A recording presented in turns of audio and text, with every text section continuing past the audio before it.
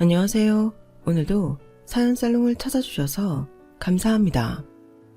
현재 재혼하여 알콩달콩 행복한 가정 꾸려 살고 있는 30대 주부예요. 불과 2년 전만 해도 제 삶에 이렇게 평범한 행복은 죽을 때까지 없을 거라 생각했어요. 전 남편과의 결혼 생활은 완전히 늪과 같았거든요.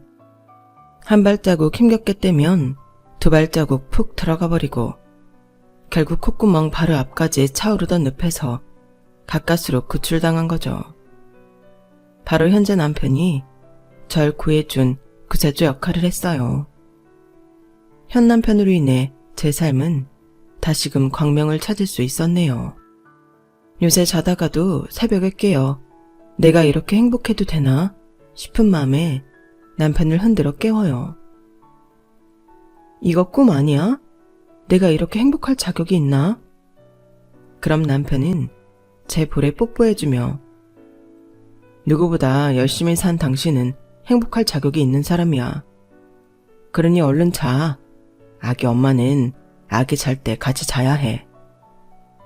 라는 멘트와 함께 다시금 코 골고 잘 자더라고요. 아기를 키우며 전과는 전혀 다른 행복한 세상을 영접하고 있는 요즘, 제가 좋아하는 사연살롱의 사연들을 들어보니 가끔 저의 어두운 과거가 고개를 들더군요. 치매에 걸리지 않는 한 평생 안고 살아야 하는 기억이고 나름 최선을 다해 살아왔기에 후회는 없네요. 오늘 사연살롱에 제 과거 이야기를 풀어내며 반추해보는 시간을 갖고자 합니다. 이야기가 다 끝나갈 즈음엔 저도 어두웠던 지난날을 추억이라 부르며 정리할 수 있겠죠. 제가 기억하는 제 어린 시절은 꽤 부유했던 것 같아요. 단독주택이었는데 경비원 아저씨가 2분 있었고 정원사 아저씨나 부엌에서 일하시는 아줌마, 절 돌봐주었던 유모 아줌마 등등 일하시는 분만 10명 가까이 됐으니까요. 그 속에서 저희 엄마는 사모님이라고 가만히 계시지만은 않았고 그분들과 함께 집안일에 열심히셨던 것 같아요. 저희 엄마는 워낙 부지런하고 생활력 강하신 분이었거든요. 저희 집이 여유롭게 살 수 있었던 건 저희 아빠 쪽 집안이 사업을 하셨기 때문이었죠. 그 지방 사람들의 입맛을 딱 잡고 있던 양조기업 대표였고 알짜배기 현금 부자라 그 지역 땅을 어마어마하게 갖고 있다고 들었어요. 한마디로 친할아버지 집안이 지방 유지였죠. 아빠는 가업을 물려받아야 하는 입장이었고요. 돈도 있겠다. 저희 엄마 아빠 사이만 좋았다면 행복이 넘치는 가정을 꾸릴 수 있었을 텐데 안타깝게도 그렇지 못했어요. 제 삶에서 제가 기억하는 첫 장면도 엄마 아빠가 언성을 높이며 엄청 싸웠던 장면이었어요. 너무 어렸기에 대체 뭐 때문에 저렇게까지 싸우나 그 이유도 몰랐었죠. 커서 생각해보니 저희 부모님이 싸운 원인의 8화를 아빠가 제공한 게 맞지만 저희 엄마도 자격지심이 컸던 것 같아요. 왜냐하면 엄마는 고아로 어렵게 자라온 사람이었기 때문이죠. 무일푼의 고아가 그 지역 황태자와 결혼했으니 불안감이 컸을 것 같기도 해요. 게다가 아빠 쪽 집안에서 너무 심하게 반대한 결혼이라 엄마 말에 의하면 결혼 생활 내내 너무 불행했다고 하네요. 엄마 인생도 참 기고하죠. 엄마의 그때 심정을 다 헤아리긴 힘들지만 저희 엄마 아빠가 헤어진 그날 밤 일은 똑똑히 기억하고 있어요. 제가 자는 줄 알고 2분이 식탁에 앉아 긴 얘기를 나누시더라고요. 그게 엄마 아빠의 마지막 대화였죠. 수진 아빠, 그 여자 아직도 정리 안 한 거예요? 어머니 혼인신고하고 딸까지 낳아 가정을 꾸린 조강지처가 있는데 어머님 아버님 너무하신 거 아니야? 내가 고아 출신이라고 아직도 며느리로 인정 안 해주시고 다른 여자를 권해? 당신한텐 미안해. 100번 1000번 욕먹어도 할 말 없어. 하지만 이 여자가 나 아니면 죽겠다고 매달리는 걸 어떡해. 이 여자 집안이 우리 사업에 도움을 줄 수 있는 곳이라. 우리 부모님도 이 여자랑 재혼하길 강력히 원하시고, 계속 부모님 말씀 거역하고 당신과의 결혼 생활을 유지하면 내가 현재 가진 모든 재산 다 뺏어버리시겠대. 아무래도 더 이상은 안 될 것 같아, 여보. 당신과 수진이한텐 몹쓸 짓인 거 잘 알지만 이 결혼 정리해야 할 것 같아. 뭐요? 당신 진짜 이럴 수 있어?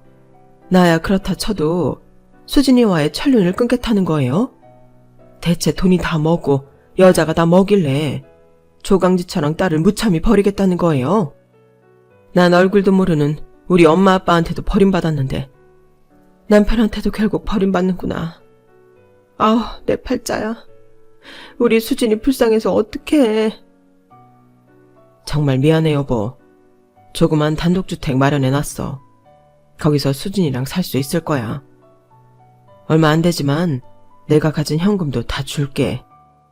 그리고 한 가지 꼭 약속할게. 내가 재혼해도 아이는 절대 안 낳을 거야. 내 인생의 자식은 우리 수진이뿐이야. 나중에 우리 수진이 줄 유산은 꼭 마련해 놓을 테니 걱정 마. 양육비도 꼬박꼬박 보낼 테니 당신도 좋은 남자 만나 재혼해. 재혼? 지금 내 걱정해주는 척 하는 거야? 웃기지도 않네. 당신이 우리 모녀를 버린 거니까 죽을 때까지 수진이 얼굴 볼 생각은 추워도 하지 마. 그깟 양육비 필요 없어. 더러운 당신 집안에서 나온 돈 똥수간에 다 버려버릴 테니까. 전 깜깜한 거실 복도에서 몰래 엄마 아빠의 대화를 다 들었어요. 초등학생 어린 나이였지만 부모님께서 헤어지려 한다는 사실은 파악할 수 있었죠. 난 이제 곧 엄마랑 둘이 살겠구나. 아빠와는 영영 빠이빠이인가? 라고 생각했어요. 오열하는 엄마의 모습을 숨어서 보다 보니 저도 같이 엉엉 울었네요. 이 모습을 들키지 않기 위해 얼른 제 침대로 돌아가서 잠을 청했죠. 날이 밝자마자 칼 같은 성격의 엄마는 뒤도 안 돌아보고 짐을 싸서 저와 함께 아빠가 마련해 놓은 집으로 향했어요. 자존심이 센 엄마였기에 아빠 돈으로 마련한 이 집이 꼴도 보기 싫었겠지만 현실은 냉혹하니 어쩔 수 없었겠죠. 전 더 이상 엄마 아빠의 싸우는 모습을 보지 않아도 된다는 생각에 차라리 행복했어요. 마음이 편하더군요. 새로운 학교에서 친구들과 친해지며 적응도 빨리 했고요. 하지만 180도 바뀐 상황에서 엄마의 현실적인 고단함은 눈치챌 수 있었어요. 엄마는 식당 주방에서 알바를 시작하셨고 전 그때부터 거의 홀로 지내며 스스로 생활해야 했죠. 그 집은 단층집이었는데 엄마는 남는 방 한 개에 하숙생을 들이기로 하셨어요. 적은 돈이라도 월세를 받기 위해서였죠. 마침 대학가 근처였고 워낙 싼 월세였기에 의대생 한 명이 우리 집에서 하숙을 하게 되었어요. 반가워요. 이제 대학 1학년생이라고요? 의대생이면 공부 엄청 잘했겠네. 부모님이 참 자랑스러워 하시겠어요. 그쵸? 아, 전 고아원에서 자라서 의대 붙었다고 하니 고아원 원장님께서 참 좋아하시더라고요. 네? 고아원이요? 아, 마음이 참 아리네. 나도 고아원 출신이에요. 얼마나 힘들게 자라며 공부했을까. 한주 학생이 어떻게 살아왔을지 눈에 선하네. 이것도 귀한 인연이네요. 내가 친엄마처럼 잘해줄 테니 내 집처럼 편하게 살아요. 고맙습니다, 아주머님. 나도 식당에서 일하느라 바빠서 집에 잘 없을 테니 냉장고에 있는 음식 마음껏 꺼내 먹어도 좋아요. 원래 하숙이라는 게 주인 아줌마가 밥도 다 해주고 그래야 하는데 미안하게 됐네요. 하참, 이쪽은 내 딸 소수진이에요. 우리 수진이가 조용하고 착한 아이니 한주 학생 공부하는데 방해될 일은 없을 거예요. 수진아, 오빠한테 인사해. 앞으로 같이 살게 될 텐데. 안녕하세요. 3학년 1반 소수진입니다. 아, 초등학교 3학년이면 10살인 거지? 나랑 딱 10살 차이네.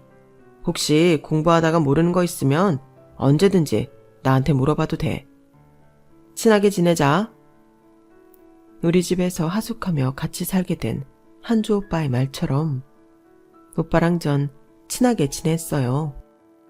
엄마는 식당에서 일하느라 바쁘셨고 전 요리 솜씨 좋은 엄마로부터 배운 실력으로 어려서부터 이것저것 요리하는 걸 좋아했죠. 의대 등록금을 마련하느라 과외 알바까지 뛰며 바쁘게 생활하던 한주 오빠를 위해 여러 음식을 만들어줬죠. 오빠도 절 참 예뻐하고 기특해 했어요. 동글동글한 성격과 외모 덕분인지 마치 친오빠처럼 편하게 느껴졌어요. 그때도 의대 등록금은 워낙 비싸서 한주 오빠는 급기야 휴학을 하고 알바를 더 많이 뛰어야겠다고 하더군요. 이 말을 들은 엄마는 만류했어요. 한주 학생, 등록금 마련하려고 휴학까지 하겠다고? 나도 돈 없는 사람이긴 하지만 한 학기 등록금 내가 빌려줄 테니 휴학하지 말고 열심히 해서 얼른 졸업해. 아니에요, 아주버님. 식당에서 힘들게 일하시며 모은 돈을 제가 어떻게 쓰나요? 6개월 정도 휴학하면 돈 충분히 모을 수 있습니다. 괜찮습니다. 아니야, 엄마가 준 거라고 생각하고 받아요. 그리고 앞으로 하숙비는 안 받을 테니 대신 우리 수진이 수학 좀 잘 가르쳐줘요. 워낙 수학을 싫어해서. 아우, 이런 호의를 제가 받아도 되나 모르겠네요. 받는 거에 익숙치가 않아서 몸둘 바를 모르겠습니다. 아주머님, 진심으로 감사드립니다. 부모 없이 혼자서 여기까지 온 것만 해도 내가 감사해요. 얼마나 힘들었을까. 앞으로 날 부모라 생각하고 의지하면서 살아요.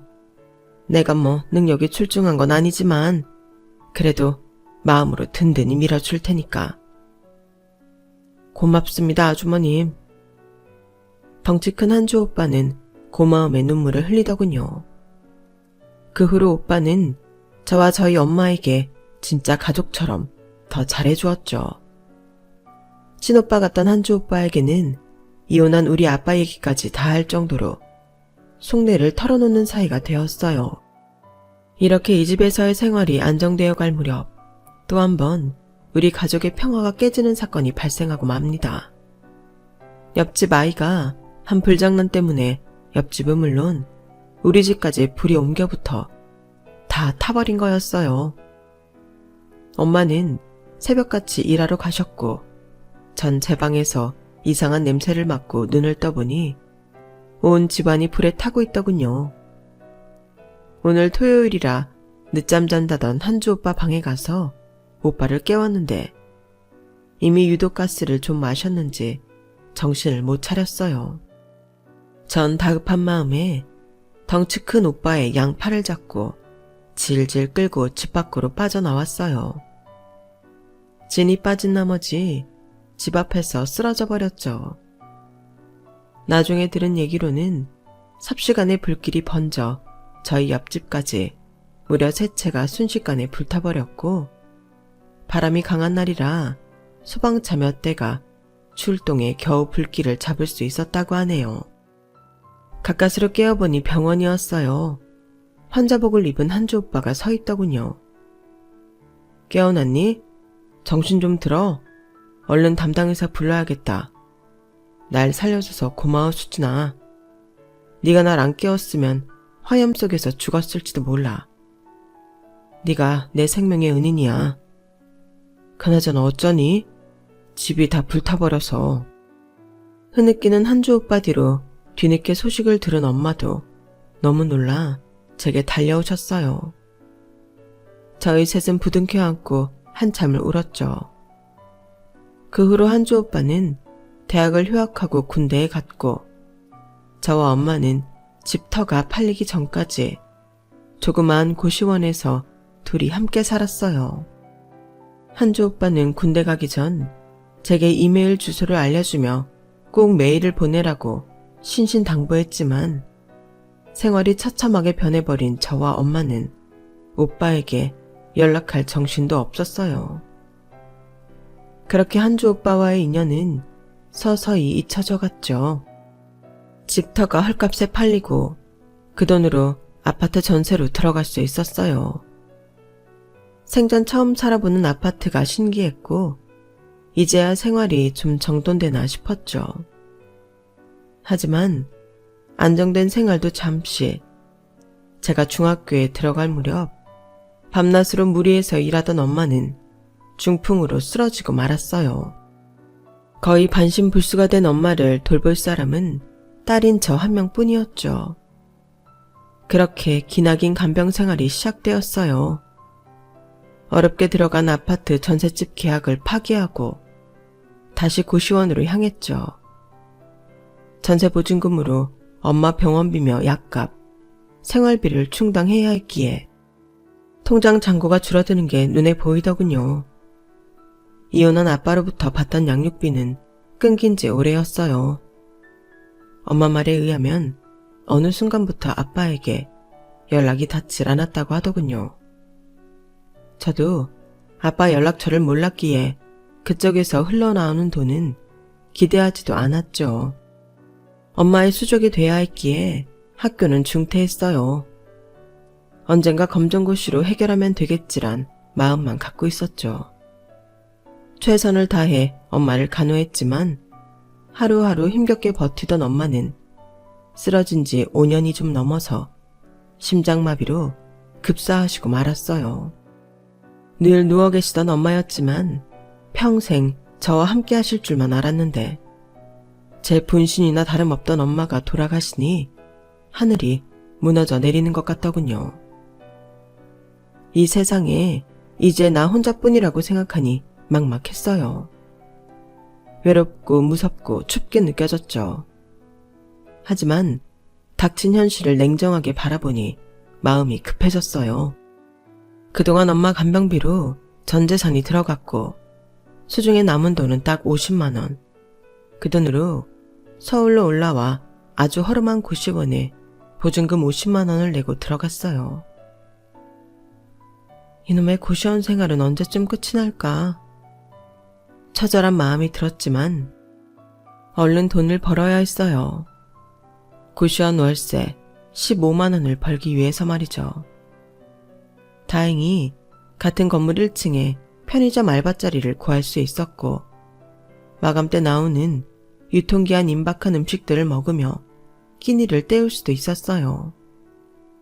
그런데 워낙 허름한 고시원이었기에 진짜 공부하는 사람은 한 명도 없는 듯 했고 사회의 불황자들이 정말 많았어요. 술 취해서 고성방가하는 사람도 있었기에 무서운 맘에 문을 꼭 잠그고 살았죠. 제 옆방에는 저보다 나이 많은 여자분이 혼자 살고 계셨는데 그분은 저한테 참 잘해주셨어요. 바나나, 귤, 라면 등 먹을 것도 많이 나눠주시고 대화도 많이 나눌 수 있었죠. 수진씨, 내가 밤에만 운영하는 식당에서 일하는데 거기서 같이 일하지 않을래? 지금 일하는 편의점 시급이 얼마야? 밤에만 운영하는 식당이요?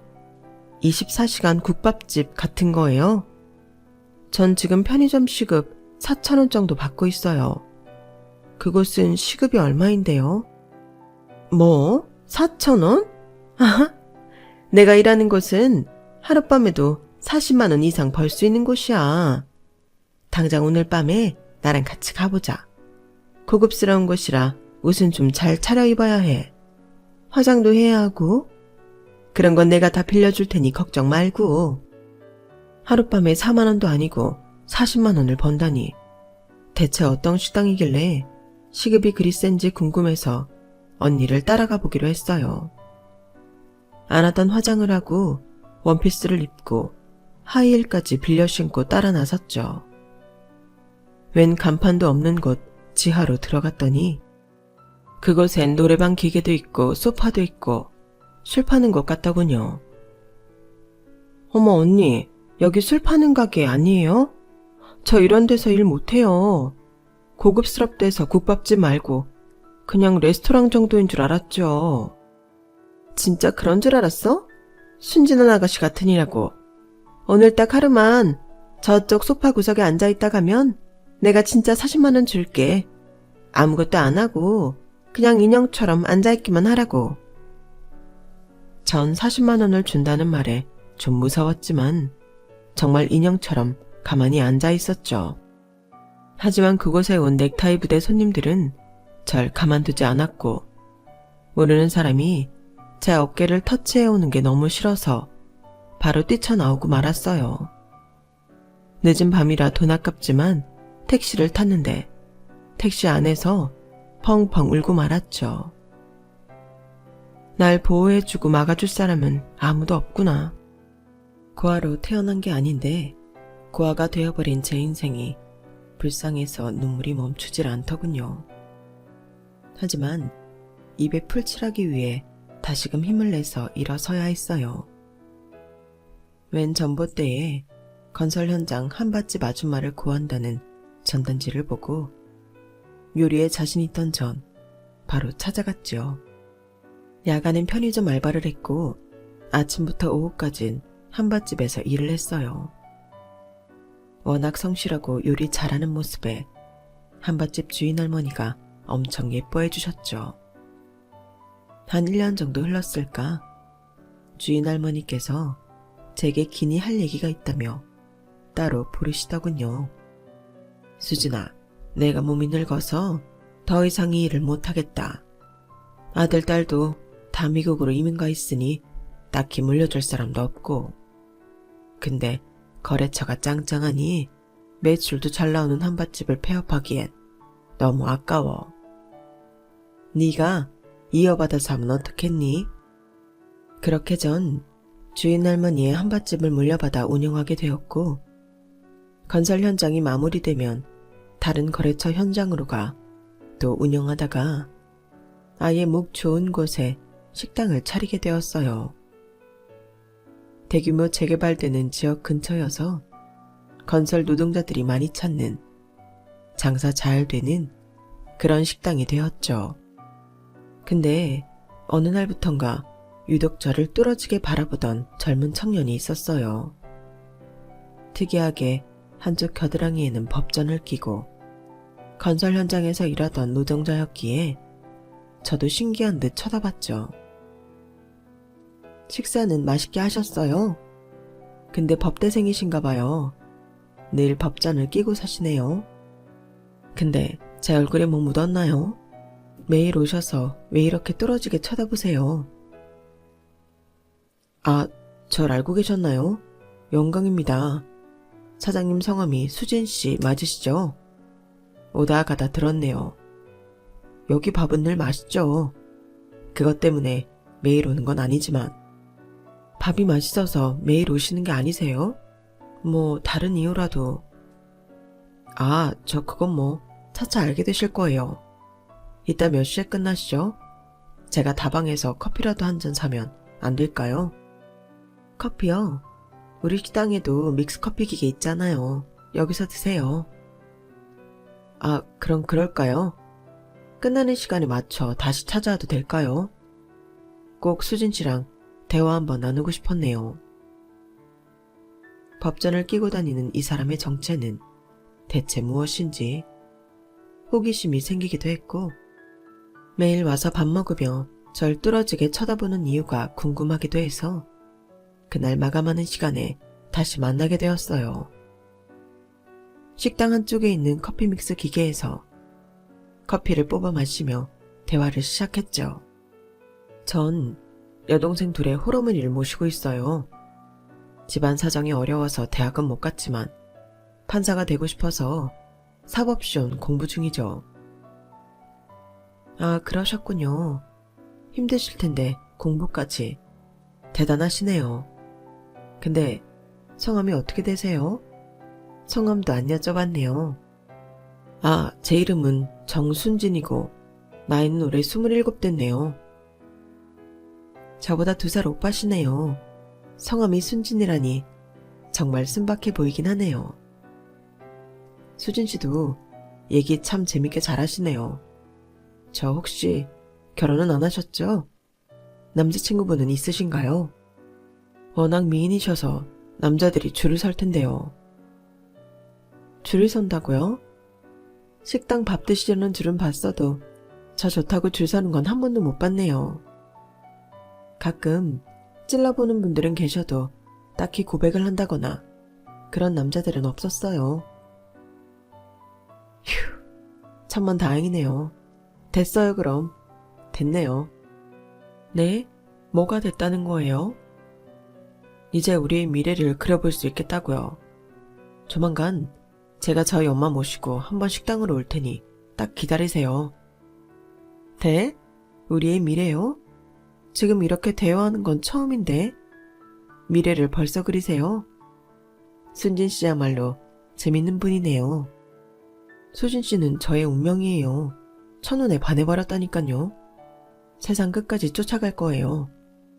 제가 공주님 대접해드릴 테니 우리 잘해봐요. 종이컵에 믹스커피 한 잔 놓고 우리는 동이 터올 때까지 한 번에 끊김없이 얘기를 나누었어요. 대화가 정말 잘 통한다고 느꼈고 각자 어렵게 자랐기에 그의 삶에 공감이 많이 되더군요. 우린 그날 바로 커플이 되었고 추진력 좋던 남자친구는 결혼까지 일사천리로 밀어붙였어요. 전 부모님이 안 계셨으니 제가 운영하는 식당에 남친의 어머니가 오셔서 상견례처럼 진행하게 되었죠. 화끈한 남친의 성격처럼 남친의 어머니도 친화력이 좋더군요. 새아가, 어차피 결혼할 사이인데 새아가라고 부를게. 괜찮지? 네, 어머님. 그렇게 불러주시면 저도 편하죠. 그래, 엄마 아빠가 안 계신다고? 그럼 거의 고아나 다름없구나. 이젠 날 친엄마처럼 여기고 잘 지내보자꾸나. 이 식당 쪽방에서 지내고 있다고? 우리 집도 가난한 살림이지만 순진이가 지내던 방에서 신혼생활 시작하려무나. 같이 살아야 정이 붙는 법이니 CM이랑 시동생들이랑 복잡거리며 살면 더 재미날 거야. 손에 물 한 방울 안 묻히고 살 수 있게 해줄 테니 걱정 말고 들어오렴. 자, 결혼 반지는 이 쌍가락지로 대신 하자꾸나. 친딸처럼 여겨주시고 반지까지 챙겨주셔서 정말 고맙습니다, 어머님. 전 예비 시어머니의 호의에 눈물이 났어요. 더불어 친정엄마가 너무 보고 싶어 눈물이 하염없이 흐르더군요. 남친의 집안은 정말 찢어지게 가난했고 직업도 마땅치 않았지만 그 집안의 가족 구성원이 되고 싶은 마음에 합가를 하게 되었죠. 어떤 문제가 생겨도 사랑 하나만으로 다 헤쳐나갈 수 있을 것 같았거든요. 우리는 혼인신고 후 제주도로 신혼여행을 3박 4일 다녀오는 걸로 결혼식을 대신했어요. 핑크빛 미래만을 꿈꾸며 신혼여행에서 돌아와 시댁에 짐을 푸는 순간부터 저의 부푼 꿈은 산산조각 나버렸죠. 야, 며느리야. 너 돈 없는 시댁이라고 무시하는 거냐? 고작 이딴 걸 선물이라고 사와? 쪼꾸레시 뭐냐? 나랑 네 시누이들이 얼마나 기대하고 있었는지 알아? 적어도 지갑 정도는 사와야지. 내가 뭐 명품 백바라든? 맞아요, 새언니. 정말 너무하네요. 쪼꼬렛 먹고 돼지되라는 거예요? 안 그래도 다이어트 중인데 사람 열받게 하네. 전 마치 두 얼굴의 사나이를 보는 것 같아서 어리둥절했어요. 혼인신고 전까지만 해도 그렇게 천사 같던 시모가 화를 버럭버럭 내며 선물 좋은 거 안 사왔다고 소리를 지르고 시누이들도 절 못 잡아먹어서 안달이라니. 더 충격적인 건 남편의 반응이었죠. 옆에서 본인 가족들 진정시키지 못할 망정 희죽희죽 웃기만 하더군요. 전 정신 차리고 할 말은 해야 했어요. 안 그러면 앞으로 살면서 계속 구박받을 것만 같았거든요. 어머님 아가씨, 갖고 싶은 게 있으시면 진작 말씀하시지 그러셨어요. 제가 독심가도 아니고 말도 없으셨는데 지갑 싸울 생각을 할 수 있었겠어요? 앞으로도 하실 말씀 있으시면 미리 해주세요. 이것 봐. 새언니, 이 집에 들어오면서 세간살이 하나 안 바꾸고 공짜로 기어들어왔으면 밥값은 해야죠. 고아라서 그런 기본적인 것도 모르나? 고아라뇨. 제가 무슨 고아원에서 자란 것도 아니고 엄마가 빨리 돌아가신 것뿐이에요. 그리고 현실적으로 제가 식당에서 돈 더 많이 버는데 시댁 식구들과 정붙이고자 시댁살이 시작한 것뿐이라고요. 버러지 취급하지 마세요. 그렇게 합가 첫날부터 저와 시댁 식구들의 관계는 삐그덕대기 시작했어요. 믿었던 남편도 방패막이가 되어주지 못하더군요. 아니, 방패가 아니라 오히려 제게 극심한 스트레스를 주는 존재로 바뀌어버렸죠. 일하면서 사법고시를 준비한다던 남편의 말은 순뻥이었어요.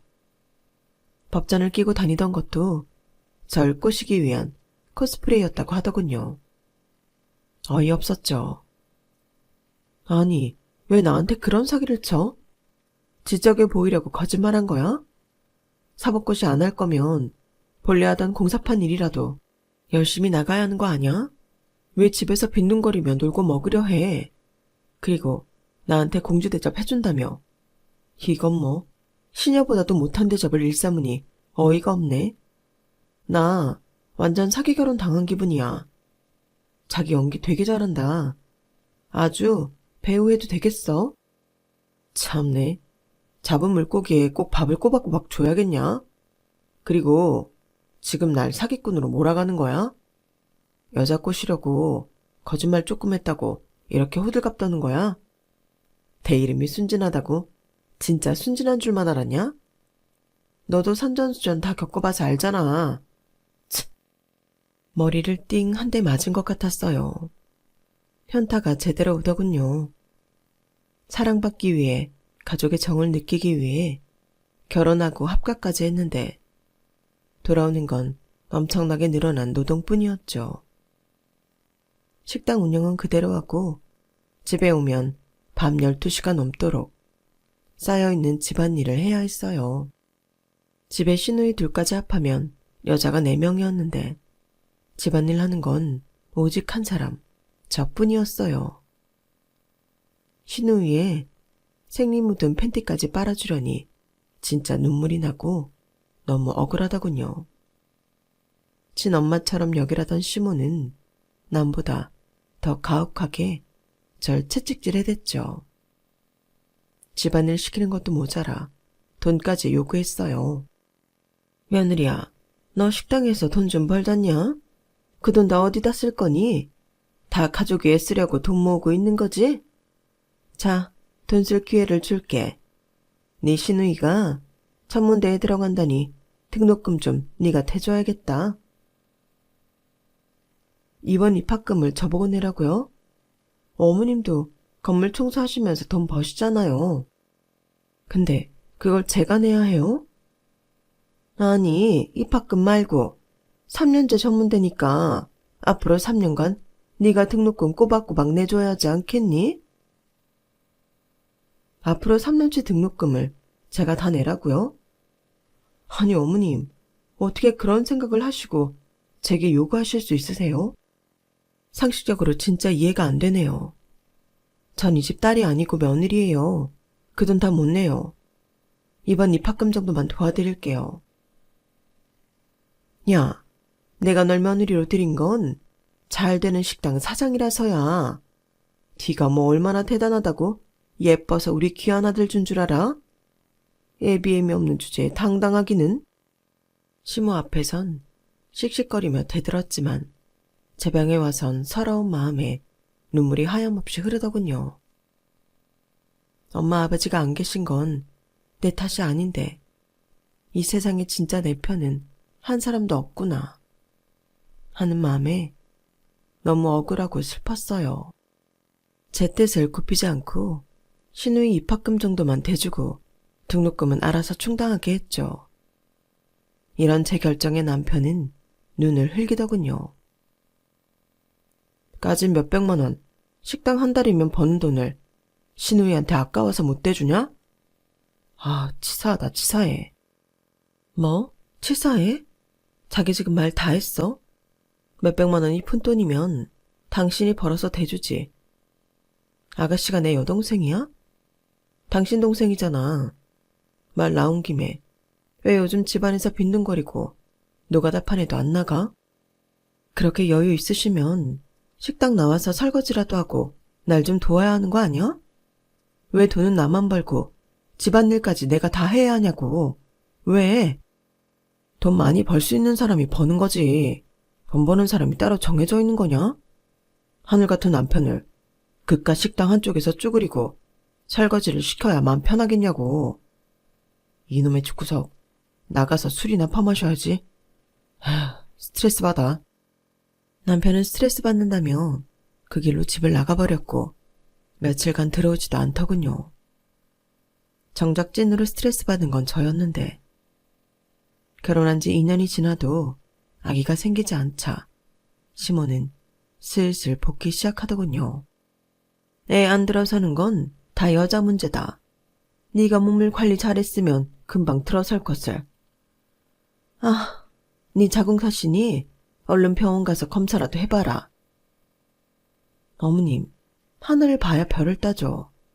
순진 씨가 맨날 술 먹고 밖으로 도는데 무슨 임신이 되나요? 이렇게 시모에게 대들었지만 저도 걱정은 되어 난임병원에 가서 검사를 받았어요. 난소 나이 25. 충분히 임신을 할 수 있는 상태였어요. 그래도 아기가 잘 안 들어서자 남편에게도 병원에 가볼 것을 권유했죠. 뭐? 나보고 가서 검사 받아보라고? 이 여자가 미쳤나? 내가 거길 왜 가? 거기 여자들만 가는 곳 아냐? 지금 임신 안 되는 걸 내 탓하려는 거지? 안 가. 안 간다고. 어머님이 임신 안 되는 걸 100% 내 탓으로 돌리시는데 그럼 어떡해? 다짜고짜 화만 내지 말고 얼른 일어서. 오늘 같이 가서 검사해보게. 억지로 끌고 가서 남편을 검사받게 해보았고 결과는 남편이 거의 무정자증에 가까울 정도로 정상 정자가 없다고 하더군요. 그도 그럴 것이 맨날 술 담배에 쩔어 살고 운동도 안 해서 배는 이티처럼 불룩 튀어나와 있으니 당연한 결과였죠. 인공수정이나 시험관 시술을 해보지 않겠냐는 의사의 권유도 다 뿌리치고 남편은 삐쳐서 혼자 나가버리더군요. 임신을 간절히 바랬던 저지만 신뢰감 없는 남편의 뒷모습을 보며 차라리 저 사람의 아이를 안 낳는 것이 나을 수도 있겠다는 생각이 들었어요. 그 후로 더욱더 몸이 건조한 결혼 생활을 이어갔죠. 우리 부부가 조용하니 이번엔 시누이가 사고를 치더군요. 20대 중반에 들어선 첫째 시누이가 웬 남자를 팼다며 경찰에게서 연락이 왔습니다. 얘 며느리야, 네가 합의금 좀 해줘야겠다. 돈 1,000만 원만 대줘라. 안 그럼 우리 딸내미 다 죽게 생겼다. 아, 아가씨는 왜 남자를 다 때리고 다닌대요? 긴급한 상황이니 어머님이 한 500만 원 대주세요. 제가 나머지 댈게요. 넌 이 상황에서도 돈을 뿜빠야 하자는 얘기가 나오냐 이거사? 어머님, 며느리한테 이것이 뭐예요? 말씀이 너무 심하실 거 아니에요? 옆에서 지켜보던 남편도 제게 욕을 하더군요. 아이씨, 너 진짜 너무한 거 아니야? 당장 1,000만 원 못 내놔. 돈이 있는 사람이 더하다니까 진짜. 더 이상 안 되겠다. 이 사람들이랑 따로 떨어져 살아야겠다.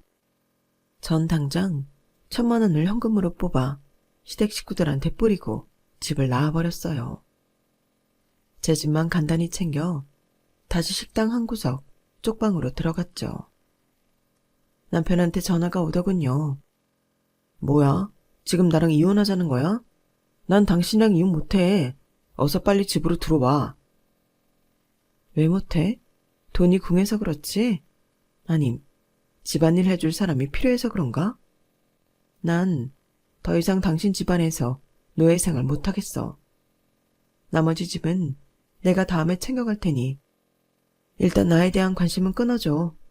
이제 연락도 하지 마. 이렇게 남편과의 이혼을 결심하고 전 쉬는 날 제 나머지 짐을 챙기기 위해 시댁으로 마지막 발걸음을 향했어요. 초록불에 큰 길을 건너고 있는데 갑자기 집채만한 트럭이 삐 소리를 내며 제게 덮치더군요. 그 후의 기억은 전혀 없네요. 눈을 떠보니 제 눈앞에 한주 오빠가 서 있었어요. 아주 오래전 군대 간다고 빡빡머리의 한주 오빠, 얼굴 그대로였어요. 다만 머리는 길었고 의사 가운을 입고 있었죠. 한주 오빠? 뭐지? 내가 지금 꿈꾸고 있는 거예요? 정신이 좀 들어, 수진아. 나 알아보겠어. 당장 담당이 불러야겠다. 다른 의사가 오더니 분주하게 제 상태를 체크하더군요. 담당 의사의 양해를 구하고 응급의학과 의사였던 한주 오빠와 대화를 나눌 수 있었어요. 나 여기 응급의학과에서 근무하고 있어. 네가 옛날에 불난집에서 날 구해서 응급실에 실려갈 수 있게 해줬잖아. 그 기억으로 응급의학과 쪽으로 지원하게 됐지. 수진아, 넌 내 생명의 은인이야. 이제야 내가 널 살릴 수 있게 와줘서 정말 고마워. 너무 반갑다. 왜 이메일 안 보냈어? 이메일 주소를 잊어버렸니? 아니요.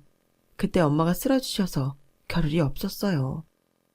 엄마는 돌아가셨고 그 후로 저 혼자 생활하다 지옥 같은 결혼 생활 하느라 힘들었고요. 그래. 참 악마 같은 사람들이더구나. 그 사람들 지금 경찰 조사받고 있어. 너희 시어머니랑 남편이란 작자 말이야. 네? 그 사람들이 악마인 건 오빠가 어떻게 알았어요? 널 입원시키고 많은 일이 있었단다. 네가 사고 난 걸 알게 되어 보호자로 그 사람들을 불렀는데 어차피 이혼할 사람인데 내가 왜 가서 병수발 드냐며 안 오겠다더라. 그러다가 너희 아버지가 돌아가시면서 남긴 유산 30억 정도가 있다는 연락을 받았나 봐. 그 사실을 알게 된 후 병원으로 찾아오더구나. 네가 언제 죽을 것 같냐고 묻더라고. 담당 의사가 내 친구인데 의사 생활하면서 그런 질문은 처음 받는다고 엄청 당황해하더라. 그 인간들이 널 간병한다고 자리를 지키고 있는데 아무래도 뭔가 사단이 날 것 같아서 내가 녹음기를 네 베개 밑에 넣어놨었어. 그 인간들 대화하는 게 다 녹음되었지. 내가 복사해놓고 경찰 불러서 증거로 넘겼는데 수린이가 한번 직접 들어봐봐. 이야, 30억이라니 완전 로또 맞았네. 근데 얘는 언제 뒤진대냐? 그러게 엄마. 아직 이혼 도장 안 찍었으니 수진이가 안 깨어나고 그대로 가버리면 30억은 다 내 차지겠지? 야호. 얼른 저 세상 갈 수 있게 도와주는 게 낫지 않겠어? 대화는 가히 충격적이었어요. 사지가 벌벌 떨려서 아무런 말도 할 수 없었죠. 한조 오빠가 준 물을 마시고 가까스로 정신을 차릴 수 있었어요.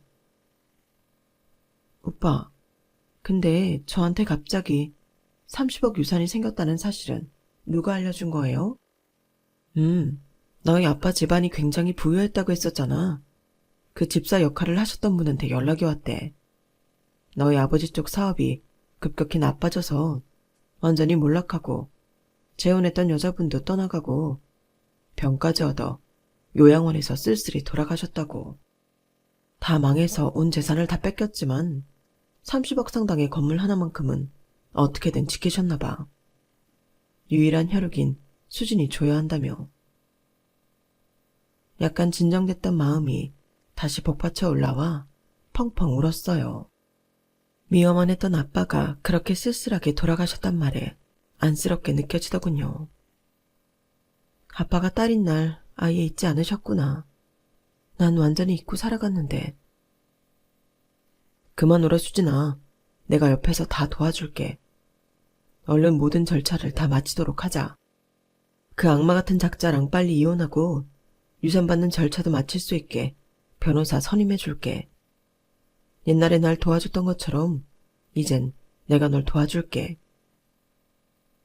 고마운 한주 오빠 덕분에 모든 절차를 순조롭게 마칠 수 있었어요. 시모와 남편은 사안의 심각성으로 바로 구속되었고 두 사람 다 감옥에 갇혀 콩밥을 먹게 되었네요. 상속세는 분납하기로 하였고 갑자기 30억 건물주가 되니 얼떨떨했어요. 더욱 적응 안 되는 건 한주 오빠가 저에게 프로포즈했단 사실이었죠. 더 이상 우리 운명을 미루지 말자. 넌 하늘이 내게 주신 기회야. 내가 40이 되도록 결혼 안 한 건 다 널 만나기 위해서였나 봐. 몸 회복될 때까지 기다릴게. 그 후에 정식으로 결혼식 올리자. 뜨거운 눈물과 함께 프로포즈에 예스라고 답했어요. 전 병원에 입원한 채로 온라인으로 식장 잡고 드레스 고르고 했네요. 아주 조그만 예식홀을 빌려 결혼식을 진행했고 하와이로 신혼여행을 갔어요. 허니문 베이비가 생겨 10개월 뒤 바로 떡두꺼비 같은 아들을 낳았고 현재 몸은 좀 힘들지만 행복에 겨운 육아 생활을 하고 있답니다. 한주 오빠와 전 운명이라 생각하고 서로를 극진히 보살펴주고 있어요. 다시는 이 인연을 놓고 싶지 않기 때문이겠죠. 저 지금껏 고생하며 살았으니 이제 좀 행복해도 되는 거겠죠? 이 글을 읽는 여러분 중에도 삶의 무게에 힘들어하시는 분이 있을 텐데 언젠간 한 쪽의 빛이 비출 거라는 확언을 드리고 싶습니다. 제 인생처럼 말이죠. 희망을 잃지 않으셨으면 좋겠어요. 항상 건강하시고 행복하세요. 여러분, 사연 댓글에 응원과 현명한 조언 부탁드려요. 좋아요와 구독은 저에게 큰 힘이 됩니다. 오늘도 좋은 일 가득하세요.